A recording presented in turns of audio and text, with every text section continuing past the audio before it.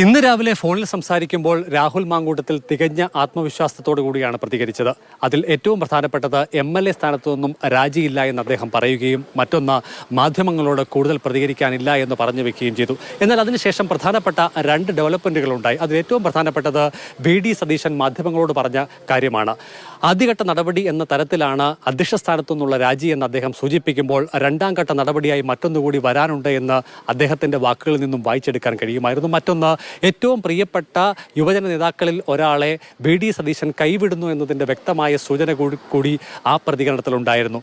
മറ്റൊന്ന്, ഉച്ചയോടടുത്ത സമയത്ത് മാധ്യമങ്ങളിൽ വന്ന ഒരു ശബ്ദരേഖയാണ് രാഹുൽ മാങ്കൂട്ടത്തിലും അതോടൊപ്പം തന്നെ ഒരു യുവതിയും തമ്മിൽ ഉള്ളത് എന്ന് സംശയിക്കത്തക്ക തരത്തിലുള്ള ഒരു ശബ്ദരേഖയായിരുന്നു. ആരും പരസ്പരം പേരുകൾ പറഞ്ഞ് സംബോധന ചെയ്യുന്നില്ല എങ്കിൽ കൂടി ശബ്ദത്തിൽ നിന്നും അതിൽ ഒരു പക്ഷത്ത് സംസാരിക്കുന്ന ആൾ രാഹുൽ മാങ്കൂട്ടത്തിൽ ആണ് എന്ന് ഉറപ്പിക്കാൻ കഴിയുന്ന സാഹചര്യമുണ്ടായിരുന്നു. ഇതിൻ്റെ ഒടുവിൽ ഏതെങ്കിലും തരത്തിലുള്ള പ്രതിരോധം കൊണ്ട് മറികടക്കാൻ കഴിയാത്ത ഒരു പ്രതിസന്ധിയിലേക്ക് താൻ അകപ്പെട്ടു എന്ന് രാഹുലുമായി ഏറ്റവും അടുത്ത കേന്ദ്രങ്ങളും ഉറപ്പിച്ച ഘട്ടത്തിൽ ഉച്ചയ്ക്ക് 3 മണിയോടുകൂടി വാർത്താ സമ്മേളനം വിളിച്ച് കാര്യങ്ങൾ വിശദീകരിക്കാൻ അദ്ദേഹം തീരുമാനമെടുക്കുന്നു. അങ്ങനെ മാധ്യമപ്രവർത്തകരെ അറിയിക്കുന്നു. ഏറെക്കുറെ 3:45 അടൂർ നെല്ലിമുകളിലെ അദ്ദേഹത്തിൻ്റെ വീട്ടിൽ എത്തിയിരിക്കുന്നു. 2 ദിവസങ്ങൾക്ക് മുൻപ് അദ്ദേഹം മാധ്യമപ്രവർത്തകരെ ക്ഷണിച്ചപ്പോൾ ഉണ്ടായിരുന്ന കാഴ്ചയല്ല അദ്ദേഹത്തിൻ്റെ വീട്ടിൽ ഇന്ന് കാണാൻ കഴിഞ്ഞിരുന്നത്.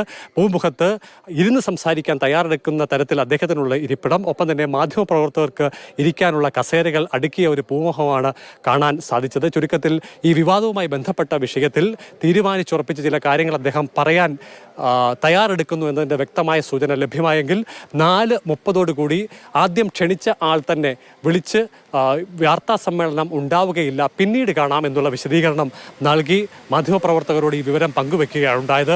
അതിൽ ഏറ്റവും പ്രധാനപ്പെട്ടത്, വിശദീകരിച്ച് മറികടക്കാൻ കഴിയുന്ന ഒരു പ്രതിസന്ധിയിലല്ല രാഹുൽ മാങ്കൂട്ടത്തിൽ എത്തിച്ചേർന്നിട്ടുള്ളത് എന്ന് ഏറ്റവും പ്രധാനപ്പെട്ട നേതാക്കളിൽ ചിലരെങ്കിലും കണക്കാക്കുന്നുണ്ട്. മറ്റൊന്ന്, ഈ കാര്യങ്ങൾ വിശദീകരിച്ച ശേഷം ഒരുപക്ഷെ രാജ്യപ്രഖ്യാപനം ഉണ്ടായേക്കാം എന്നുള്ള ഭയം ചില കോണുകളിലെങ്കിലും അസ്വസ്ഥതപ്പെടുത്തുന്നുണ്ട് എന്നും വ്യക്തമാണ്. ചുരുക്കത്തിൽ മാധ്യമപ്രവർത്തകരെ വിളിച്ച് 1.5 മണിക്കൂറിന് ശേഷം വാർത്താ സമ്മേളനത്തിൽ നിന്നും പിൻവാങ്ങുമ്പോൾ ഇനിയും കാണാമെന്നുള്ള സന്ദേശം മാത്രമാണ് രാഹുലിൽ നിന്നും ലഭ്യമാകുന്നത്. എന്തായാലും ഈ കേരള രാഷ്ട്രീയത്തിൽ സമീപകാലത്ത് എപ്പോഴെങ്കിലും ഉണ്ടായിട്ടില്ലാത്തത്ര കടുത്ത രാഷ്ട്രീയ പ്രതിസന്ധിയെ നേരിടുകയാണ്.